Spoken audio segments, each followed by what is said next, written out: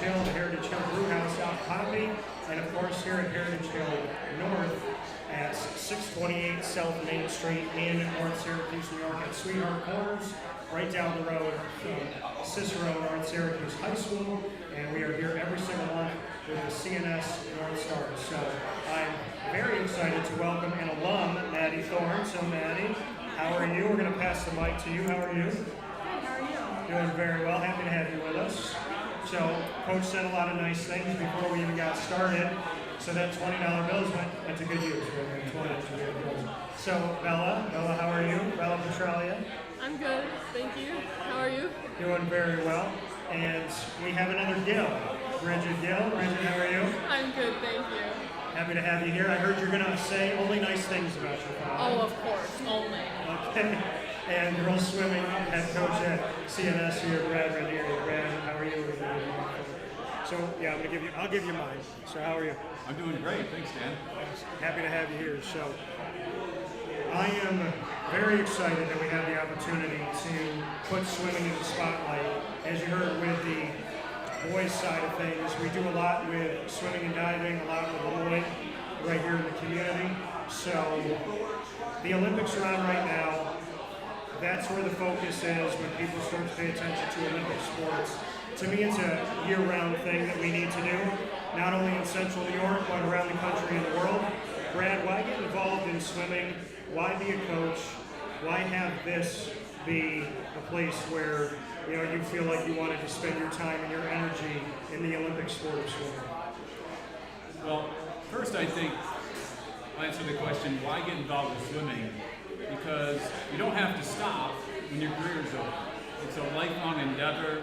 You can keep swimming, you can keep improving, and you never arrive in the sport, you never perfect it, so it's just a wonderful journey to keep in shape and lifelong fitness. How I got involved in coaching is kind of an interesting story. I didn't swim in high school. Most people do. My high school did not have a pool. And for that reason, we did not have a program. I was a pretty good athlete. I was a great runner, actually. And I hurt my knee really bad running my senior year. And my plan was to run at Lemoyne. And when that kind of went sideways, I was looking for something to do. And swimming seemed like a challenging sport, kind of like running. And so I walked into the pool office one day and asked if I could try out. And the coach said, sure. And unlike running, when you can breathe as much as you want, I quickly found out that you have to exert just as much effort, hardly being able to breathe at all. So that was eye-opening. When I fell in love with the sport, and when I got to CNS, I started student teaching in the district, and it just so happened the swim coach position opened up. No one really wanted it because we don't have a pool, and I love to do it, and just kind of took off. So here I am, 31 seasons later. Over 3 decades, and like you said, there's not a pool at CNS. There will be, but you said when you were in high school you didn't swim because there wasn't a pool there. CNS didn't let that stop them. What does that mean to you, that as much as you're getting one here, the fact that CNS said just because there's not a pool on site doesn't mean we're going to take it away from our kids? That's a great thing about CNS, right? They're really great about providing as many opportunities as possible for the kids. So even though we didn't have our own facilities, they were willing to start a program and pay for the busing, the transportation, the pool rent outside of our community to get our kids the opportunities. So that's one wonderful aspect of our district, is they just provide so many opportunities for the kids to get involved wherever their interests or talents may be. Maddie, I'm going to go to you for this one. You're an alum. What does it mean to you to be around current student athletes like the one sitting right in front of you? It's really cool because I was once in their shoes, kind of going through what they were going through, making the journeys that they are on now. And so it's really cool to see kind of like myself in them, and them kind of have dreams and striving for those mountaintop moments that Coach always talked about. And so it's really awesome to even see some of the alumni that are here that I swam with and graduated with, and some of them I even coached because I was the student volunteer diving coach for the boys team. really cool to see kind of everyone coming, up and like watching a lot of these kids that were on modified when I was on varsity, kind of stepping into the shoes of being on varsity and really growing in that aspect. For you, why swimming? How did you get involved back in the beginning? So I'm actually not a swimmer, and so my whole family swam. My dad was a swimmer in college. My older sister swam. I swam at the Y for I think like a year. Then went to one of the meets with coach's like summer team at the Victoria Country Club, and I sat there in a swimsuit. I looked at Coach Gill, who was like, "Are you gonna join our team?" And I was like, "I'm a diver, I'm not a swimmer." And so after a hard-fought battle between Coach Ranieri and I won. And I ended up not having to swim except for when he decided to punish me and make me swim 100 free, which was not one of my shining moments, I'll say that. But I really enjoyed like diving in not only the individually added aspect of it, but the artistry that also gets put into diving. I mean, it's a really cool sport. Not many people like on the swim team can like kind of like they think, oh, it's just like a diving board. Like I have a diving board, oh, I can go for it, but I'm like, oh, there's way more physics and like artistry that goes into it. So I definitely fell in love with the sport, especially watching it on like the Olympics and watching like those divers like rip a dive, and it was a lot of fun to just why not do flips in the air into water like. Well, like you said, not swimming but diving, and the stark difference between the two. Yes. Because there is a difference. And when I talked about that Lemoyne meet last year, there was like this interchangeable like here's a swim meet, here's more diving, here's back to swimming, back to diving. And like you said, people say, oh, here's a board, I'm going to jump off of it, I'm going to do something cool or ridiculous, and I can be a diver. But there's so much skill to it, there's technique to it, there's all this time put in, and when you're watching, and like in the case of being there at this event at Lemoyne, I'm sitting there watching each diver going, okay, like what was just a little bit different between the first one I saw and the second one I saw? Why are they choosing this style? Why are they doing it this way? There's so much that is in it other than someone just literally jumping, going up in the air and going into the water. So I asked the boys team, why is swimming not easy? So I'm going to ask you, why is diving not easy? So it's a lot of body awareness, and I mean, I know they're talking about it with the Olympics going on in gymnastics, how like Simone Biles got like the twisties, and like that aspect is also in diving. Like I've had days where I'm like, I have no idea where I am, like in the air, and then I have to like make sure that I'm safely entering the water so I don't give myself like a concussion or bruise my body pretty bad, because it has happened. Both instances, but so it's a combination of math, like what degrees of difficulty can I do, what scores can I get from doing those dives with certain degrees of difficulty, and like so it's a lot of strategizing in that aspect, and then you really have to make sure like you're like on your game. Like I remember the worst meets I had were meets where I wasn't mentally prepared and I wasn't mentally like in the zone, where if I'm not in that like tranquil like state and I'm like, because if you rush diving, your dive is like messed up. Like it's such a precise science and people don't realize that, where you need to know exactly like how the board is feeling, how much power you need to put into the board, then like so there's a lot more that goes into it, where you can like, I mean, I'm not like there's a lot that goes into swimming as well, but like it's, for me it was easier to go like, okay, I can go swim at 50. Like I might get a horrible flip turn, but like I can do it. We're diving, it's like, ooh, like if you like mess up your hurdle, like you're not making your dive. So there's more risk to it, I'll say that.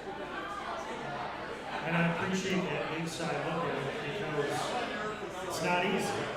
And like you said, like you have to know exactly where you are, make sure you don't get a concussion. Like once you're up, and the twisties, all that stuff that you're talking about is pretty interesting. Your Bella, back back to you. How'd you get into this world? What started it for you? So I started swimming like maybe when I was 10 years old for like club teams, the YMCA, and other types of swim teams. I really enjoyed it, and I found out I love racing, and like the experience was super fun, and the girls are usually really nice. Overall, I stuck to it, and here I am being a senior on the team this year and leading the team, and I'm very excited and proud, and I can't wait for the season to start. You said you started at 10 years old and now you're leading the team. What does it mean to be in a position of leadership after starting so young? It means a lot to me, especially after a couple rough years, and knowing that I can lead this team in the right direction, and also like bringing the people together and making it more of a team, and it means a lot, and I'm very excited to put in my effort and like my experience and like share stories of the team and help bring them together. So you talk about bringing people together. How would you define leadership? What is leadership to you? Leadership to me is showing like the team to go the right way and stick together and not fall apart, and do things together as a team, and be friendly with each other, be kind, have like good respect towards each other, and support each other when we need it. Support, respect, and working together. I think that works in any scenario, honestly. Congress, are you listening? So, Brigid, I'm going to go to you now. Where's Dan? He's over in the back. He's in the back? Yeah. So, Paul, can you hear us? Where's Paul? Where's Paul at? We're going to talk about you now, Paul. We're speaking about you. This young lady claims to know you, be familiar. When was the first time your father threw you in open water? Oh, probably before I can remember. Maybe Okay. like 3 years old. That sound about right? 3 years old. So what did he did he do like that? See, I'm Italian and Hispanic, and in that culture, they throw you in the, especially like, I can speak to my Italian mother, they throw you in the water and it's like, swim. Oh, I have seen videos of that. No, Thankfully, I'm no. kidding, Mom. My mom put me in the water, put her hand on my stomach. She was there for me. She did, But there are some families where they say, if you want to live, you'll figure it out. Yeah. My mom was a lot nicer. So, Dan threw you in at like 3. Probably about, yeah. When did you fall in love with swimming beyond your dad already loving it himself? When did it become your thing?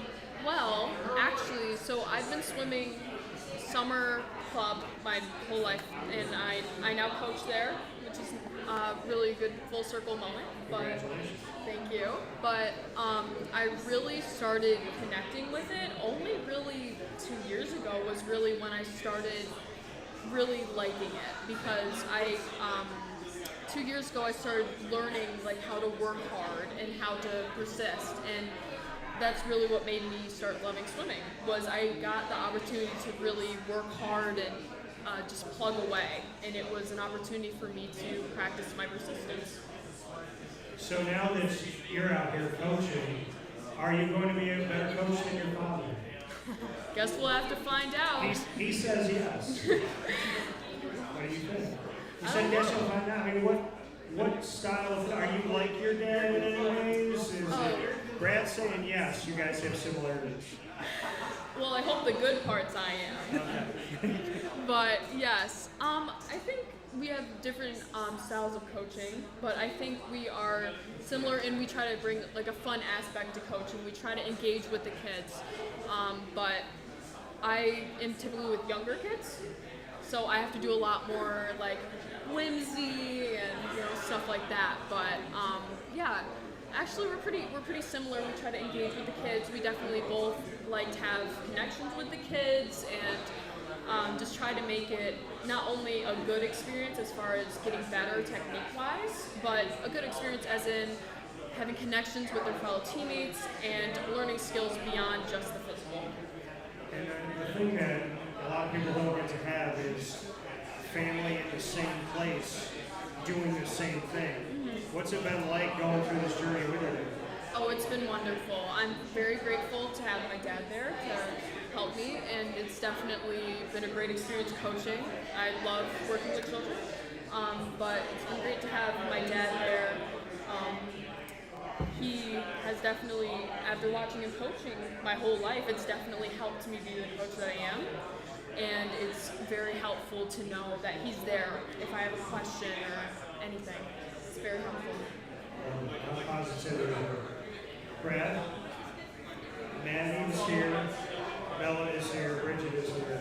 Why are they good representation of CNS and of the North Stars? Well, they really, what I'm looking for here, are really emblematic of the swimmers and divers we've had over the years. I think you've heard these young ladies speak about, things like the character and integrity and the teamwork and being driven and persistence and hard work. And they have all modeled that throughout their careers here at CNS. I'm really blessed. I'm just really honored and humbled to have been able to be involved with their development coming up through. So I'm super proud of them. Maddie, tell me something good about Coach. He's honestly always been there for us. He's always been there to either set the mood or get the mood back up.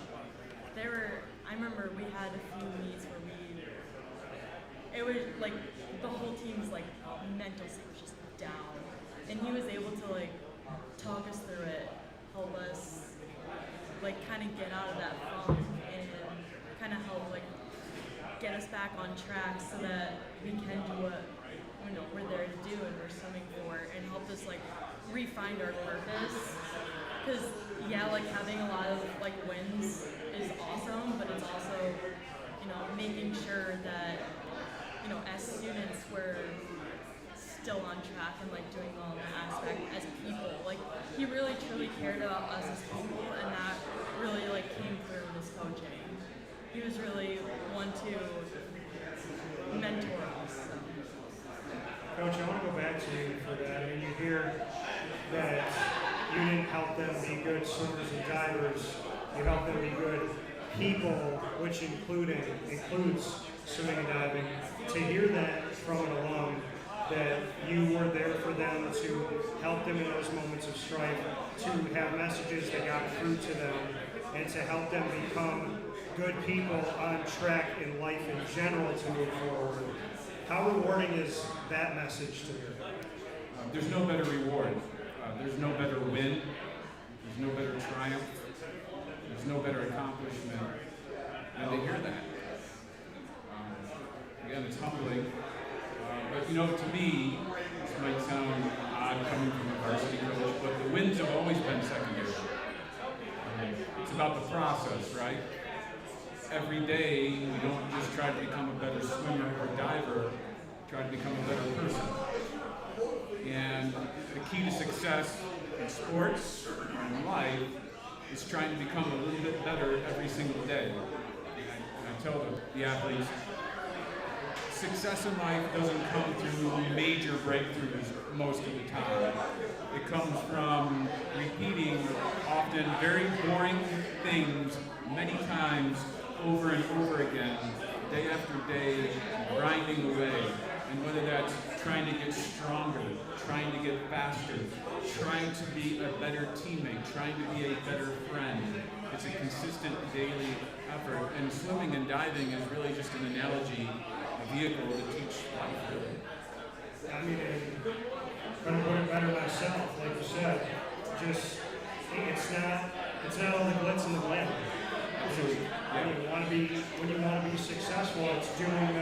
You guys saw it before we got started here. I could be like, all right, you guys want to talk? Let's talk. It was hit that button, move that button, copy, paste, put that over there, make sure that looks good. Is that camera right? There's all these things that go on, and you kind of get to a point, and I'm sure you guys can agree with this, but you almost don't even have to think about it anymore. You just do it instinctively.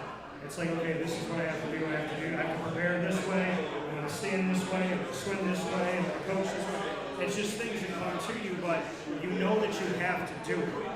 And the creating of a habit can be really good. It can be really bad. And a habit that takes weeks to create, what they say, 21 days to create a habit, can take a second to destroy it. So, Coach, what can you say about creating good habits? Well, creating great habits, you have to have great habits to have success, right? So what we really try to focus on is, yeah, you go through physical motions when you train, but I think the most important driver of the physical habit is the mental habits that you have. So you have to have the right mindset. We talk about mindset all the time, right? And how to think things through, because you are the way you think, right?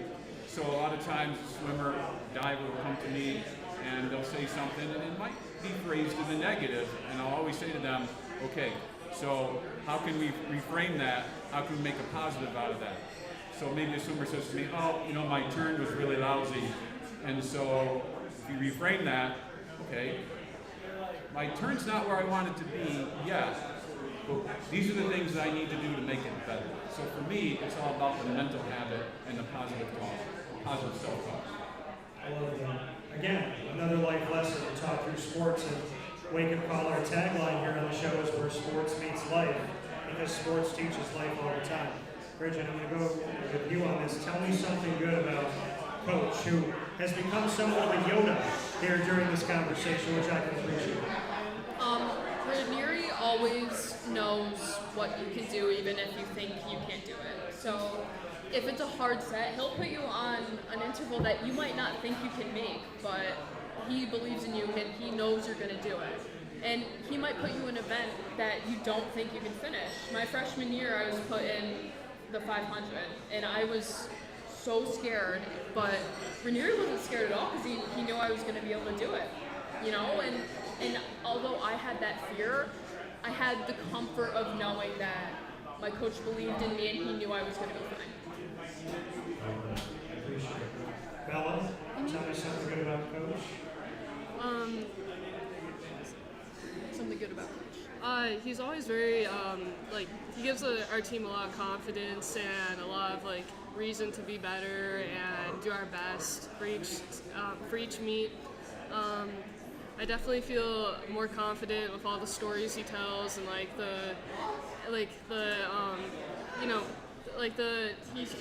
he cheers on for us and definitely helps. I'm not sure. He's I don't know, but he's a very good coach and Good motivator. So, before we get into rapid fire, Bella, what does it mean to you to be a North Star? To be a North Star. It means a lot to me. I'm really proud to be a North Star and be on this team. And it's very, very nice. I like it. What about for you, Brigid? What does it mean to have North Star across your chest? It means a lot to me. I do track as well, and I love the feeling of having, whether it's your uniform or your swimsuit, that says CNS on it. You know, it gives you a very prideful feeling knowing that you're representing your school and that you're going to do your best not only for you, not only for your team, but for your school as a whole. Maddie, I think you embody this the most because you don't have to be here, right? We're talking about the teams that are here, the student athletes that are here, and to have an alum is a big honor to see somebody show up. So I know that it means something to you to be a North Star. How would you describe it? Yeah, I would say it's definitely a lot. I mean, to be a North Star, it really means so much grit and perseverance. Especially in the swim and diving aspect, we have not had it easy. My freshman and sophomore year, with everything that went on in the facility that we were at, I'm honestly surprised no one quit. I'm really, and it's just the true grit and everything that because we did have the support of administrators and coach and everything like that, and to really be put through that and still wear like this logo with pride, like it means so much to me. Whenever anyone's like, oh, like what high school did you go to from college? I was like, oh, I went to CNS. And they're like, oh, you know about that? And I'm like, yeah, of course you do. Like, I definitely like, I'll take every moment to like brag about this place. I mean, my dad's on the board, my mom's a teacher, like all three of my sisters were student athletes here. Like, it's a really great program, and it just really means like we've been through so much that we can all like bond over it and really like just persevere through it. Well, you talked about going through so much. What was the biggest part of that adversity that you learned from? What we learned from everything we experience is that you have to like be really good about separating things that happen from like what you're able to still do. Because we really learned how to do so much with so little. I remember I believe my sophomore year, I knew I was like this not senior diver on the team. There was someone older than me, but I was like the diving leader of that team. I really kind of had to make the most of it. At that time, we were at the Henniger facility, and we had varsity and modified practice all at once. The time frame didn't allow our diving coach to get there because of work until a little bit after practice started. And like we really had to take it upon ourselves to bring in some equipment. Like we brought in a trampoline to practice diving specific skills on the trampoline to get better that way. We took every chance we got on the board in between like modified sets to like there were literally swimmers swimming on either side of the diving board, and we had to either dive in between or wait for them to finish to go.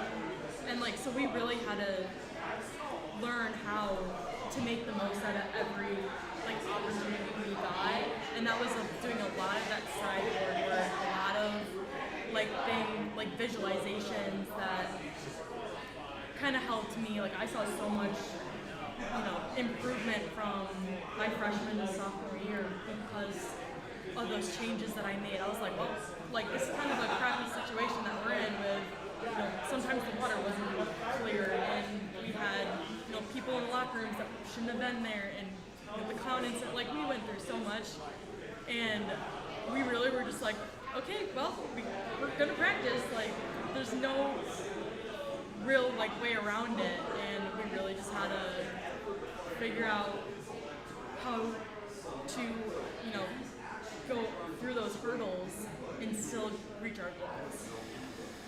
Well, credit to all of you for what you went through and came through with. Coach, what does it mean to be a North Star to you? We're talking over 3 decades. So I didn't go to school here. I went to a different high school, but I remember competing against CNS and always being so impressed with the programs and seeing that North Stars on the back of a jersey or a warm-up jacket, how impressed I always was and intimidated as an athlete on an opposing team. And so when I got the opportunity, when I student taught in this district and was hired, I couldn't have been happier to be part of this organization. I bleed blue and green. I always want the best for our programs. I've been here 31 years, and I don't have any regrets whatsoever. So to be a North Star means to carry one's head high, to be passionate about what one does, to always act with integrity, to always be a leader, and to always set the tone in a positive manner. So I think you should give the speech to start off the school year. Tim Bednarski, if you're watching and listening, you have your speaker, you have your graduation speaker too. Now we're going to go into rapid fire now. You get to ask me any question in the world, and I have to answer it. We're live on video and audio to the entire world and to the wonderful people here at Heritage Hill North. So go easy on me. What do you got? Do you do YouTube for a living? So I have been broadcasting since I walked into college pretty much, and I love it. I mean, I like telling stories. So my ring, my college ring, has a feather pen on it. And the feather pen is a reminder that be it music, stand-up comedy, sportscasting, screenwriting, anything that I'm doing, it all starts with a pen and a piece of paper, and I'm always a storyteller. And when you're telling a story, you have to respect the people whose story you're telling, respect yourself, and you have to have a purpose to what you're doing and why you're doing it. I have a strong faith in God. I am a positive person. I had to become a positive person. I was never like a negative person to other people. I always helped other people, but I was really hard on me. So I think I had to learn better self-talk, better mental health, and to realize that when you seek to help the world, you're no good to the world if you're not helping yourself too. So I've been doing it for a long time. I love it. We're going to celebrate this November to honor all these years, and at the same time, I feel like I just got started. I feel like a little baby in this thing, and I love it every day. I don't feel like I work a day in my life. I was in Arlington, Texas at the beginning of last week, and I was in Charlotte, North Carolina. I got down there on Sunday. My luggage didn't, but I always keep my work equipment. So I was like, I have no clothes, but I can do my show. And that's how much I love what I do. But so no luggage. And when I came home last Friday, my luggage came in right after me. So it was literally without me the whole time and came back. In between, I said I can't be mad because I met angels along the way. I was supposed to get in at Sunday at 10 o'clock in the morning to Arlington, Texas. I got in at 11 p.m., 13 hours later. When I got in, I just picked an Uber driver and hit send. This lady, Jen, picked me up. And I told her my story, what was going on. She said, outside of Uber, here's my card, it's got my number on it. Tomorrow when you need clothes, call me. So the next day, she picked me up to make sure so I could look right for the event. And she brought me out, she goes, pick a place you want to go to, brought me there. I went shopping, got all my clothes for the week. She waited in the parking lot. Then she brought me to get food, brought me back there, picked me up and brought me to the airport the next day. Then when my flight looked like it was being delayed and having issues, she found all these other flights for me to try and help me make sure I got to Charlotte.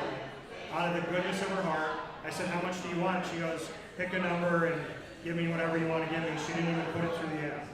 So I love what I do, and when you know what hits the fan, I got no reason to complain because God always sends some type of angel out there for me. So I can't be negative. He doesn't let me be negative. So. Yeah, that's very inspiring, and I bet you meet a lot of good people on the way, and that's awesome that you do that. And I love it, and thank you for that. I'm inspired by everybody. I'm inspired by these stories. I'm inspired by what you went through. I'm inspired by the fact that, I love to swim. I always have my whole life, and I blame my family for that, and I just could stay in the water all day.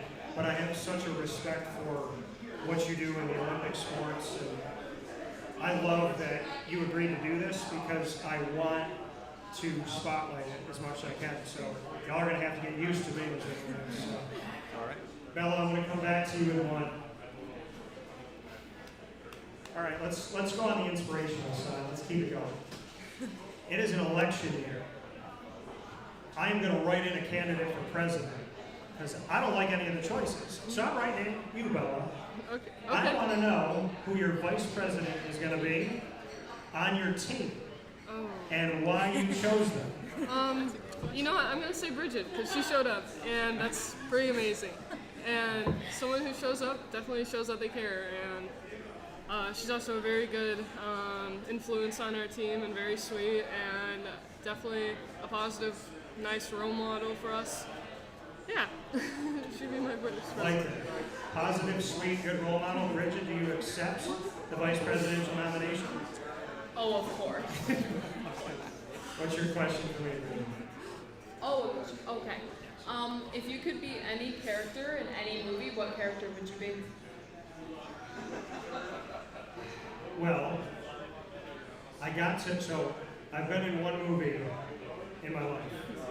I've acted on stage, but I've been in one movie as an extra. I actually made the movie, and it was a movie of my favorite character, partially filmed in Rochester. I was in The Amazing Spider-Man 2. Oh, that's amazing. So I was in the chase scene. It was like 13 minutes in. Paul Giamatti crashes. I wasn't there the day that he went back. They probably had stunts over him. But they did the crash like a million times. And I was doing all these things that I thought would be great to see on camera, and I was really close to the camera. The part that they took me in, and y'all like, I mean, I guess I can show you all this, but this is my tour de force. This is how I got it. I had to, they told me at one point, they said, this girl, total stranger, they're like, that's your girlfriend, protect her from the shooter. So I had to act that out. Then I had to run from the 18-wheeler. They go, it's gonna look like it's hitting you. You need to be scared and run. Well, they said I did a good job because I didn't act. It did almost look like it was gonna hit me, and I was terrified. So they're like, wow, that was really good. I said, thanks, it was all acting. So the part that they got me in is I walk out of an alley with like 4 or 5 guys after the crash. I walk out and I turn to my right. And that's all that they took from me. So all the things that I got to act out, my on screen is walking. But it was in The Amazing Spider-Man 2. He has worked for fun in the past. I am currently writing a story about the same guy, Andrew Garfield's Spider-Man, a 3rd installment of a Spider-Man we have never seen before, and I'm going to break him in order to bring him back. I'm going to break him to bring him back to life. Not going to kill him, I'm going to break him. So I'm excited that I'm writing it, because I wrote something for college, but I got the itch to do it. All right, Brigid, back to you. Let's stay with characters. All right. Do you watch movies? I do. Thank God. Do you know how many students in our community of Central and Upstate New York, I ask a movie question and they're like, I don't watch any movies. Why? Do you hate life? So, have you watched Marvel? I do. I love Marvel. You love Marvel. You love Marvel. Okay. Tell me the best Marvel movie ever, and tell me the worst ever. There is one correct answer for the worst one ever. My favorite Marvel movie is Captain America: The Civil War. Okay, that's great. It's my favorite movie ever, actually. Okay, why? I just really like it. I think it's very interesting. I love the plot. It's just there's so much action. There's no boring parts. It just keeps going, you know. And I don't mind seeing Captain America the whole time either, so. What's the worst Marvel movie ever? I was thinking about this yesterday. It's so easy. Actually, no, I was thinking about it today when I was driving for no apparent reason. I hate to say it because I still think it's a good movie, but I feel like it was not executed well. I feel like Miss Marvel could have been better. What? The TV show. Dan disagrees. So I'm going to say Thor: Love and Thunder. Oh, I did watch that one. Such a... you know what? People work very hard on that movie. I'm not going to be negative. It was a lot of things that don't make sense together. But Miss Marvel, I thought that was the Disney Plus show? Are you talking about the Marvels or are you talking about Miss Marvel? I'm talking about Miss Marvel. Okay, I thought it was pretty good. It was good, but I feel like there was so much potential and it could have been done good. Yeah. Okay, actually, I'm changing my answer. I did not like She-Hulk. I feel like... Terrible. Terrible. I know it's not a movie. She-Hulk? What? We watched it together. Okay, so just go with me on this. She-Hulk was a 6-episode story about a Hulk female that was on a dating app looking for a boyfriend. What? That sounds Tell me I'm wrong. Tell me I'm wrong. Like, she could have been such, like, a female, like, she could have been such a strong female, like, but I feel like it just centered too much around, like, not being a superhero. And the dating and the daredevil and making him look like he was weak. It could have been so more, like, it could have shown, like, female empowerment. Which but it did. It could have been so much more than it was. I agree with you. I was very excited for She-Hulk, and I was very let down by She-Hulk because she's a Hulk. Yeah. So, and we didn't see her Hulk out. Exactly. We did see her dance with Megan Thee Stallion. And it's Like just, I wanted to see like a female Hulk being a Hulk, you know, Right. Yeah. being strong, being powerful, and I didn't get that. I was very disappointed. no. So, I think you and I, what do you think? You and I write She-Hulk? Yeah. All right, we're writing She-Hulk. Marvel, you're on notice. Maddie, your question for me? Alright. So what Olympic sport do you like watching the most?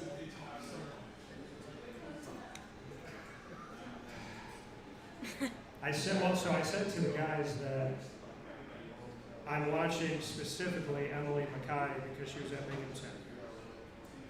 But if I had to, I love soccer. I didn't play it growing up. And I said to my dad, I was like, what was going on with parents when because they literally said basketball, football, or baseball. My dad wanted me to play baseball. I played Little League. I got hit above my kidney, and I was like, I don't want to do this.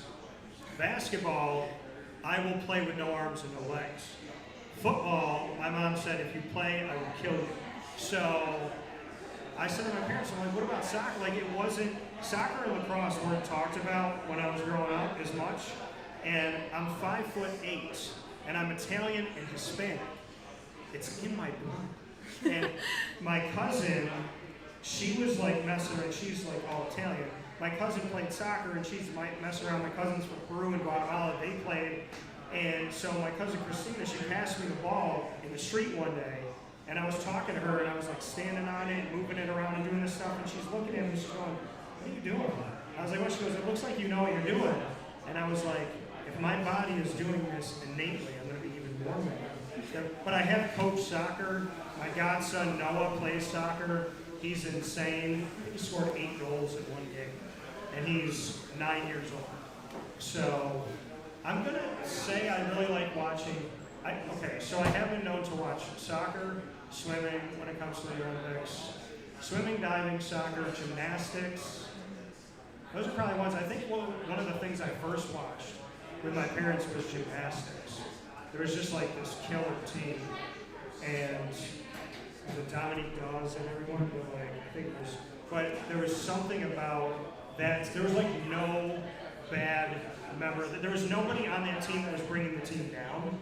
And then I was watching swimming before Michael Phelps. I don't know if I'm a Michael Phelps fan, but he is there. He is talented, but I was watching before him. I didn't really watch him. But I guess I would say soccer. I know it's long-winded, but maybe soccer. My question back to you, what has been your greatest accomplishment since graduating at CNS? Well, I just graduated college, so there's that. From where? St. Bonaventure University. St. B's! What's up, St. Bonaventure? So my really good friend, he's not afraid, he's a brother of mine, Bob Beretta, who was the AD at Lemoyne, he just left to go to St. Bonnie's to take over as athletic director. Oh, yep. So literally, officially, a few days ago, it was like July 26th, and last Friday. So he's at St. Bonaventure, he went to St. Bonaventure, and I interviewed the St. Bonnie's men's basketball coach in the first four a few years ago. I'm in the locker room, and I was like going nuts, because I've been like a low-key Bonnie's fan.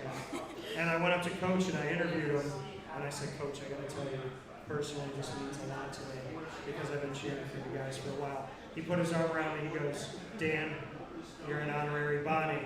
I said, Coach, don't make me cry. Yeah. So, shout out to St. Bonnie. Good for you. Thank you. Congratulations. Thank you. So you just graduated. Yes. What are we going to do with our lives? So I've actually been working for an accounting firm for 2 years now, and then I just started full time in June. So yeah, I guess getting that internship was probably. Yeah. Before we clap up tonight, can we clap up post-college, getting a job, showing some love for that, showing some love for people going to work in today's America? I love it. So you've been doing it for a couple of years, but now you're officially official? Yes. And do you like accounting? Yeah, I really like it. So what's like the goal? Is your goal to have your own accounting firm? You want to know what you're doing? I'm an auditor. You're an auditor. So, yes. Which, a fun auditor, not a mean auditor.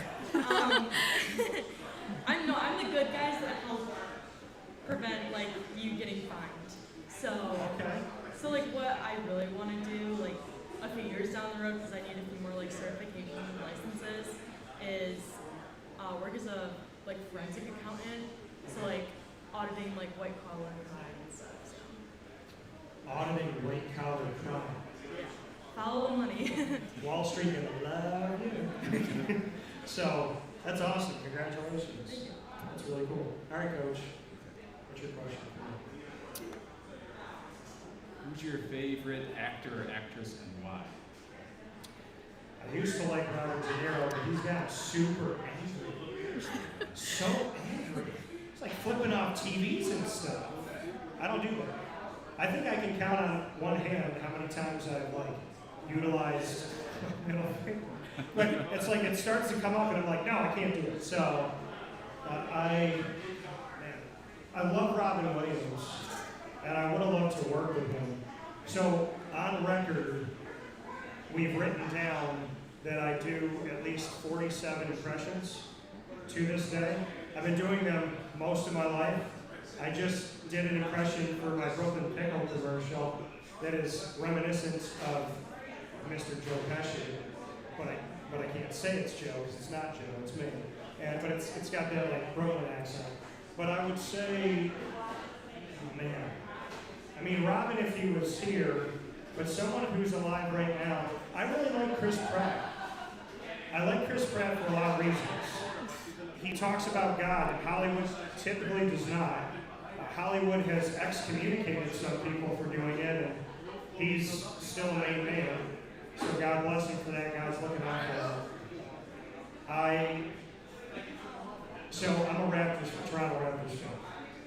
fan. And when I saw him in the movie talking to the Raptor Blue, like the Raptor, made me think of my dog Lily, just like animal and human. And I thought to myself, how cool would it be to be in a post-credit scene of Jurassic World where he's talking to the Raptors and then it cuts to black and I ride up on a Raptor and I go, oh, you talk to him? That's cute. And then I'm like, come on, girl. And then we fly and we just go off. So I wanted to be in a movie like that. So the fact that he's in those movies, I love that he's Star-Lord in Guardians of the Galaxy. That was one of my costumes a couple years ago. I made my own. I didn't buy it. I actually put it all together. Had an old Walkman. Batteries still work from like 20 years ago. So that's been fun. I got a group that sits on my shoulder. My dog was Rocket. So yeah, I mean, I'm probably going to say Chris Pratt in the here and right now. Probably Chadwick Boseman when he was alive. I love Chadwick. I cried. Black Panther Wakanda Forever, I cried 4 times. And I looked at my buddy Isaac's like a brother who was sitting to my left. And I had predicted that T'Challa was going to have a son. So, go to the last scene, and they say, what's your name? And he said, T'Challa, son of T'Challa, the Black Panther. And I looked at Isaac, and I was like, I said some other words, I swore at him, but I was like, cry right now. And I saw one tear go down. I was like, you better be human. I cried with Angela Bassett in that movie, but I mean, when she says, I'm the queen of the most powerful nation in the world, and my entire family's gone, have I not given everything? How do you not, like, lose it to that? So, I'm known, I can cry in movies, I do. So, Chris Pratt, I'm going to say Chris Pratt. Female, that's made me emotional recently, Angela Bassett. I'll give it to her. So my question back to you, Coach. You're going to have dinner with 3 actors or actresses, or a mix. So you're having dinner with 3 people that are currently alive in the entertainment world. Who are you eating with and why?